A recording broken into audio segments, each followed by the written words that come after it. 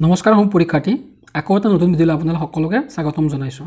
আজিৰ এইটো ভিডিঅ'ত আমি আলোচনা কৰিম সাধাৰণ জ্ঞানৰ ইম্পৰ্টেণ্ট কুৱেশ্যনসমূহৰ বিষয়ে। এইটো আমাৰ সাধাৰণ জ্ঞানৰ 10 নম্বৰ পাৰ্ট হয়। যদি আগৰ ভিডিঅ'বোৰ চোৱা নাই তেতিয়াহ'লে প্লেলিষ্টত গৈ চাব পাৰিব। প্ৰথম কুৱেশ্যন, অসমৰ প্ৰথমগৰাকী চৰকাৰী চাকৰিয়াল কোন? উত্তৰ আনন্দৰাম বৰুৱা। পথৰুঘাটৰ ৰণ ক'ত সংঘটিত হৈছিল?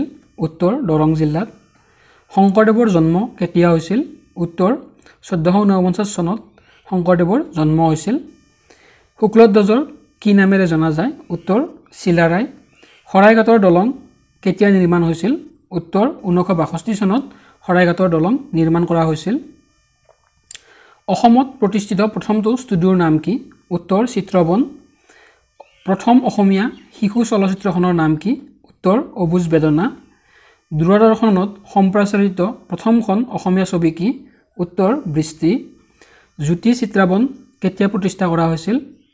1968 চনত। ব্ৰহ্মপুত্ৰ উপত্যকাৰ মুঠ দৈৰ্ঘ্য কিমান?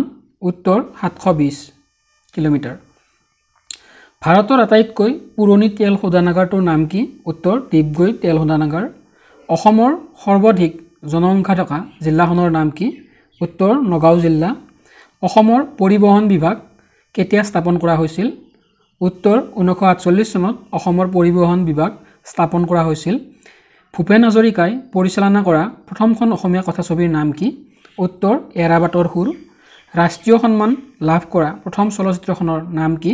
উত্তৰ পিয়লি ফুকন। ভূপেন হাজৰিকাই সংগীত পৰিচালনা কৰা প্ৰথম বঙালী কথাছবিখনৰ নাম কি? উত্তৰ মাউত বন্ধুৰে।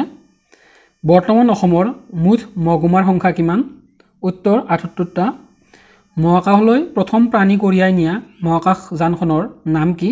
উত্তৰ স্পুটনিক 2। অসমীয়া সাহিত্যত ভাঙনি কোঁৱৰ বুলি কাক জনা যায়? উত্তৰ আনন্দ চন্দ্ৰ আগৰৱালা। মণিৰণ দেৱানক কেতিয়া ফাঁচি দিয়া হৈছিল? উত্তৰ মণিৰণ দেৱানক 1858 চনৰ 26 ফেব্ৰুৱাৰীত ফাঁচি দিয়া হৈছিল। বিয়য়ী কবি বুলি কাক জনা যায়? উত্তৰ ৰঘুনাথ চৌধুৰীক। অসমৰ গৰম পানীৰ উঁহ ক'ত আছে? উত্তৰ গোলাঘাট জিলাত। অসমৰ পৰা ৰাজ্যসভালৈ নিৰ্বাচিত কৰি পঠিওৱা সদস্যৰ সংখ্যা কিমান? উত্তৰ 7জন। এছিয়ান গেমছত সোণৰ পদক বিজয়ী প্ৰথম অসমীয়া কোন? উত্তৰ ভোগেশ্বৰ বৰুৱা। উচ্চতম ন্যায়ালয়ৰ ন্যায়াধীশ হোৱা প্ৰথম অসমীয়া ব্যক্তিজনৰ নাম কি? উত্তৰ পাৰ্বতী কুমাৰ গোস্বামী। অসমৰ প্ৰথম প্ৰশিক্ষণপ্ৰাপ্ত বিমান চালকজনৰ নাম কি? উত্তৰ মহানন্দ দাস। অসমত শাশ্বত প্ৰেমৰ নগৰী বুলি কোনখন ঠাইক জনা যায়? উত্তৰ তেজপুৰ। অসমৰ পশ্চিম সীমাত অৱস্থিত বিদেশী ৰাষ্ট্ৰখনৰ নাম কি? উত্তৰ বাংলাদেশ। অসম বিধানসভাৰ প্ৰথম অধ্যক্ষজনৰ নাম কি? উত্তৰ বসন্ত দাস। কেন্দ্ৰীয় মন্ত্ৰিত্ব লাভ কৰা প্ৰথমগৰাকী অসমীয়া মহিলাৰ নাম কি? উত্তৰ ৰেণুকা দেৱী বৰকটকী। অসম এছ'চিয়েশ্যন কেতিয়া গঠন কৰা হৈছিল? উত্তৰ 1903 চনত অসম এছ'চিয়েশ্যন গঠন কৰা হৈছিল। 2011 চনৰ লোকপিয়ল অনুসৰি অসমত শিক্ষিতৰ হাৰ কিমান? উত্তৰ 73.18%। অসমৰ জলপথত প্ৰথম জাহাজ সেৱা কেতিয়া আৰম্ভ হৈছিল? উত্তৰ 1848 চনত অসমত পোনপ্ৰথমে জলপথত জাহাজ সেৱা আৰম্ভ কৰা হৈছিল। অসমৰ লৌহমানৱ বুলি কাক কোৱা হয়? অসমৰ লৌহমানৱ বুলি বিষ্ণুৰাম মেধিক কোৱা হয়। আঙুৰত কি এচিড থাকে? উত্তৰ আঙুৰত চাইট্ৰিক এচিড পোৱা যায়। ভাৰতীয় সংবিধানত অনুসূচীৰ সংখ্যা কিমান? উত্তৰ ভাৰতীয় সংবিধানৰ মুঠ অনুসূচীৰ সংখ্যা হৈছে 12টা। পদ্মশ্ৰী লাভ কৰা প্ৰথমগৰাকী মহিলা কোন? উত্তৰ পদ্মশ্ৰী লাভ কৰা প্ৰথমগৰাকী মহিলা হৈছে অমলপ্ৰভা দাস। 1 কিলোমিটাৰত কিমান মাইল? উত্তৰ 1 কিলোমিটাৰত 0.621 মাইল। ভাৰতৰ সংবিধানখন প্ৰথম সংশোধনী কেতিয়া কৰা হৈছিল? উত্তৰ 1951 চনত ভাৰতৰ সংবিধানখন পোনপ্ৰথমে সংশোধন কৰা হৈছিল। WWWৰ সৃষ্টি কেতিয়া কৰা হৈছিল? উত্তৰ 1989 চনত WWWৰ সৃষ্টি কৰা হৈছিল। সৰ্বপ্ৰথম অসমীয়া PhD ডিগ্ৰী লাভ কৰা ব্যক্তিজনৰ নাম কি?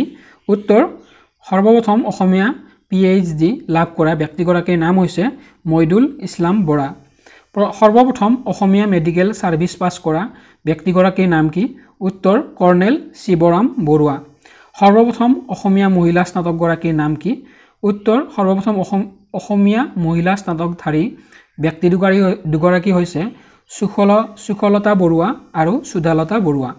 সৰ্বপ্ৰথম সাহিত্য অকাডেমী বঁটা লাভ কৰা অসমীয়া লেখকজনৰ নাম কি? উত্তৰ যতীন্দ্ৰনাথ দুৱৰা। যতীন্দ্ৰনাথ দুৱৰাই 1955 চনত সৰ্বপ্ৰথম সাহিত্য অকাডেমী বঁটা লাভ কৰিছিল। সৰ্বপ্ৰথম অসমীয়া ইঞ্জিনিয়াৰ গৰাকীৰ নাম কি? উত্তৰ বলিনাৰায়ণ বৰা।